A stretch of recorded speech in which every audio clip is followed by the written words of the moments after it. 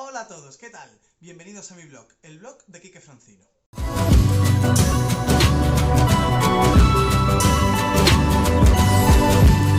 Hoy os traigo un storytelling que os quería contar, que es el storytelling más de la situación más, no sé cómo titularla, extraña que he vivido nunca en el hospital. Vamos a verla y espero que os guste mucho. Voy a intentar contarla para que lo entendamos todo. Esta historia comienza el año pasado, cuando yo estaba en sexto de carrera todavía, en el rotatorio de medicina interna. Para el que no esté familiarizado con los términos, un rotatorio se da en medicina y en algunas otras carreras como enfermería o fisioterapia, cuando se da lo que vienen siendo en otras carreras unas prácticas normalmente o prácticamente siempre no remuneradas, en el hospital, siempre acompañado de un tutor clínico en este caso. Yo estaba haciendo mi rotatorio de sexto, uno de los obligatorios, en medicina interna.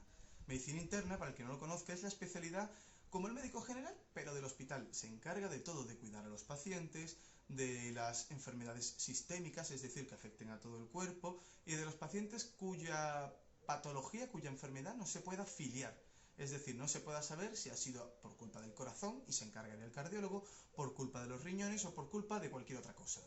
En este rotatorio que yo estaba haciendo en el hospital de 3 meses, las actividades que yo desempeñaba como alumno en realidad eran pocas, eran más bien de aprender, era puramente didáctico. Yo me dedicaba a hacer la planta con ellas, es decir, a ver a los enfermos que están ingresados, a atenderles, revisar su medicación, revisar su estado general. También veíamos pacientes de nuevo ingreso, ver cómo se les atiende, qué les pasa, por qué les ha pasado, todo lo que puede hacer un médico general. También pasábamos consultas, estas consultas por cierto eran bastante divertidas porque venían pacientes médicamente divertidos, muy pluripatológicos, que les ocurría de todo y eso lo convierte en un paciente interesante. Sabiendo esto, nos centramos en el paciente que hoy os quiero contar. Este paciente lo vimos en planta, era un paciente de nuevo ingreso, de los que todavía no se sabe por qué están ingresados, qué les ocurre. Se tiene un leve síntoma, un leve conocimiento de qué le puede ocurrir. Vale, os pongo en situación. Este paciente era un señor mayor, era un señor de unos 80 años. Vamos a llamarle Pepe, para poder ponerle un nombre a nuestro querido paciente nuevo. Pepe había ingresado por una descompensación cardíaca. El que no sepa lo que es eso, una descompensación cardíaca es cuando el corazón no tiene fuerza para poder hacer su función. ¿Esto por qué ocurre? Puede ocurrir por múltiples cosas. Múltiples son múltiples, infinitas casi. En este caso lo que ocurre, la patología, la fisiopatología detrás de este proceso, es que el corazón por algún motivo no tiene fuerza o capacidad de bombear la sangre que le entra. Eso hace que haya un reflujo de esta sangre y se quede en los pulmones. Los pulmones se encharcan, lo que se llama un edema de pulmón. Esto el paciente, el enfermo, lo nota, notando que no puede respirar bien, tiene crepitantes, se llama, es como, lo explican en los libros de medicina incluso, como un burbujeo, como cuando aplastas las burbujitas con las que te embalan y suena cloc, cloc, cloc, cloc, cloc. Pues algo así, por ejemplo. Se escucha un burbujeo, que es el agua de los pulmones encharcados brotando. Bueno, pues hay que saber de todo esto que una insuficiencia cardíaca normalmente nunca ocurre de novo, que se llama. Es decir, nadie que esté sano previamente de repente se queda en insuficiencia cardíaca. Siempre hay un factor predisponente, es decir, ocurre por algo que ha pasado o algo que ya tenías. Ya tenías una insuficiencia cardíaca leve y poco a poco has notado cómo va peor. Tenías ya un problema de riñón y ese problema de riñón te ha causado el problema de esto, o una enfermedad, por ejemplo una infección. Las infecciones también pueden causar insuficiencia cardíaca en adultos mayores, etc. ¿Vale? Hay una gran variedad. Y ahí viene nuestro dilema. ¿Qué le ocurre a nuestro paciente? ¿Qué podemos hacer para ayudar a nuestro paciente? Vale, ¿qué es lo primero que se hace cuando uno pasa planta y ve a un paciente de nuevo ingreso? Lo primero siempre es leerte la historia clínica, ver qué te puede contar el médico de urgencias que ha recomendado ingresar a este paciente. Pues nosotros vimos la historia clínica, varón de 80 años, Pepe, que ingresa por insuficiencia cardíaca. Vale, ya está, no sabemos nada más. Vemos los antecedentes personales, a ver qué tiene, nada. Antecedentes familiares, nada. No hay ningún motivo para que este paciente haya podido sufrir esto. Así que lo siguiente que hay que hacer siempre, que además tiene una rentabilidad impresionante, es la exploración física. Es ir tú mismo a la habitación, coger al paciente, hola Pepe, cuéntame, ¿qué te pasa? Te quiero ayudar. Y Pepe te empieza a contar. Vale, pues ¿qué hicimos? Eso, efectivamente, fuimos a hablar con Pepe. Al hablar con Pepe, Pepe nos contó que él no sabía muy bien por qué estaba ahí, que él simplemente estaba muy nervioso, que no se sentía bien, que le había dado un síncope es un desmayo, y que no tenía ni idea de por qué. Así que, bueno, nos quedamos perplejos, le investigamos, le auscultamos, le palpamos, hacemos toda la exploración completa sin llegar a un diagnóstico claro. Simplemente sabíamos que estaba descompensado, como ya sabíamos hasta este momento. Así que el siguiente paso después, ante tal perplejidad, es pedir una analítica a Pepe. Pedir una analítica porque, quién sabe, a lo mejor tiene un problema subyacente, un problema que todavía no habíamos visto, de otro órgano, porque el corazón aparentemente estaba bien. Así que lo que se piden son iones, por ejemplo, el sodio, el potasio, el calcio, el magnesio, para poder ver si los riñones están en buen estado. También se puede pedir una proteína que se llama el dímero D para poder ver si ha tenido un tromboembolismo pulmonar o masivo que le haya podido causar esta patología, entre otras múltiples cosas. Luego, si esto no saliera bien, entonces se recurren a las técnicas de imagen. Entonces nos encontramos mi doctora y yo en esa situación tan problemática, porque ¿cómo se le dice esto al paciente que no sé qué le ha pasado?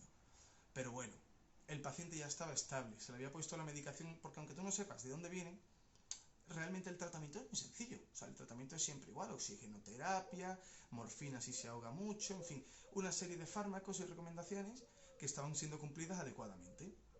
Hasta aquí termina nuestra jornada. Nos vamos a casa, termina el día, sin saber exactamente qué le ha ocurrido a Pepe. Los dos estábamos nerviosos, porque realmente queríamos saber lo que te pasa. Pepe, déjanos ayudarte. No sabemos qué puede pasar, y eso es... Y más para un internista. A un internista no se le puede decir que no sabe lo que hay. Se vuelven locos.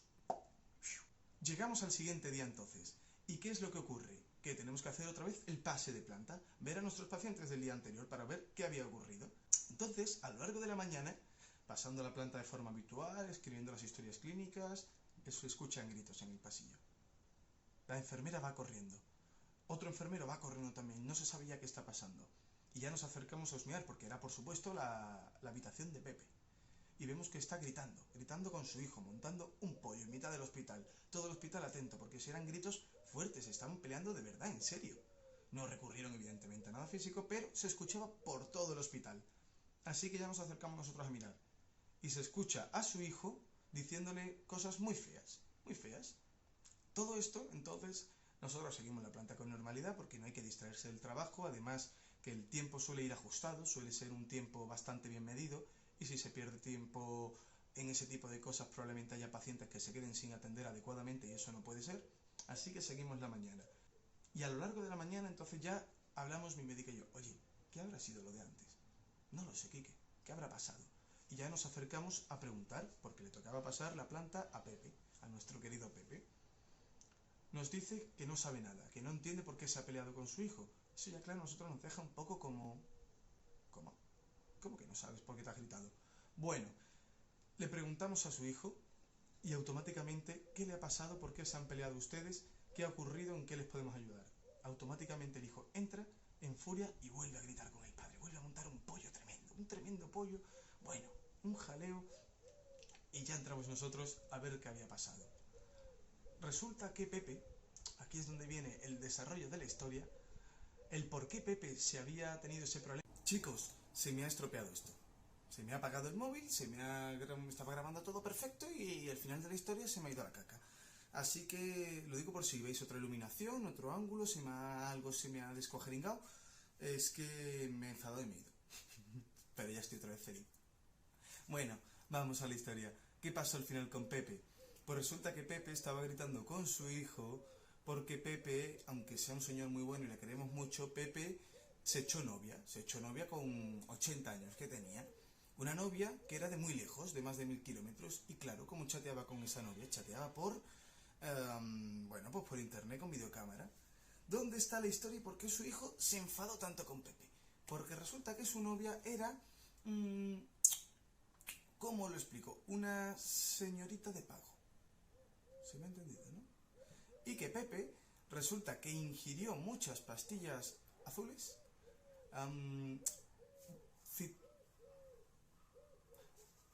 para poder masturbarse mientras hablaba con su novia. Ahora quería yo explicaros, ¿y qué pasó ahí exactamente? ¿Por qué se descuajeringó todo? Bueno, pues este medicamento que os he comentado, resulta que su nombre de verdad, que es citrato de sildenafilo, es un inhibidor de la fosfodiesterasa. ¿Esto para qué sirve? Significa para que los varones que tienen impotencia sexual, es decir, que no consiguen una erección suficiente, pueda solucionarse. Esta erección puede tener múltiples etiologías, múltiples causas, como pueden ser la vascular, la neurológica, bueno, muchas. Y este medicamento tiene la casualidad, la curiosidad de que interacciona muy fuertemente con otro tipo de medicamentos que son los nitratos. Los nitratos son un tipo de medicamento que se parecen mucho químicamente, por eso interaccionan, por eso tienen una función parecida, y cuya función es a nivel cardíaco, bueno, a todos los niveles, pero nos interesa a nivel cardíaco dilatar las arterias. Hace que las arterias, cuando por ejemplo te da un infarto, yo te doy eso, un infarto sabéis que es un cierre del vaso, pues te damos nitratos y el vaso se abre y permite mayor paso de sangre, para que el músculo no se muera, para que podamos tener una buena circulación sanguínea, ¿vale? Pues, claro, Pepe no se tomó una. No, Pepe no hizo eso, Pepe se tomó muchas. Entonces, ¿qué ocurrió? Que la arteria de su corazón no se puso así, se puso así. Se puso más grande que mi cabeza, así de grande. Entonces, al no llegarle sangre, bueno, le llega sangre. El problema es que no llega con presión suficiente como para soltar el oxígeno y alimentar el músculo. Entonces, claro, es un evento parecido a un infarto, porque no te llega la sangre. Uno es normalmente porque se tapona la arteria, pues en este caso es porque es tan grande que la sangre no consigue cubrir el vaso. Bueno, pues esto es lo que le pasó a Pepe. Pepe no pudo, su arteria se puso muy grande, su corazón notó que le faltaba sangre para poder nutrirse y funcionó peor. Al funcionar peor, acumula y ocurren todos los síntomas que hemos explicado. Bueno, pues hasta aquí la explicación, chicos. Espero que os haya gustado. Quería aprovechar este caso porque además de que me pareció genial en el momento, uno lo vive y dice, esto es impresionante, no voy a vivir algo así nunca. Me permite explicaros un poco cómo funciona el corazón, explicaros un poco cómo funciona este fármaco muy famoso, los efectos secundarios que tiene y por qué no debéis, no se debe tomar, nadie lo debe tomar sin prescripción médica adecuada y sin haber mirado que no vaya a haber una interacción peligrosa, porque esto te puede matar, no es un juego. Y nada, bueno, pues hasta aquí todo, chicos. Espero que os haya gustado mucho. Dejadme porfa en los comentarios cualquier cosa que me queráis decir, que os haya gustado, que no os ha gustado, que no me gusta tu pelo, que eres muy feo, deja de hacer vídeos, lo que queráis. Yo estoy aquí para vosotros, ¿vale? Muchas gracias por vuestro tiempo, espero que os haya gustado de verdad.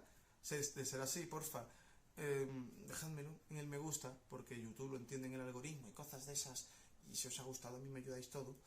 Y nada, pues estoy atento a vuestros comentarios, ¿vale? Hasta la próxima.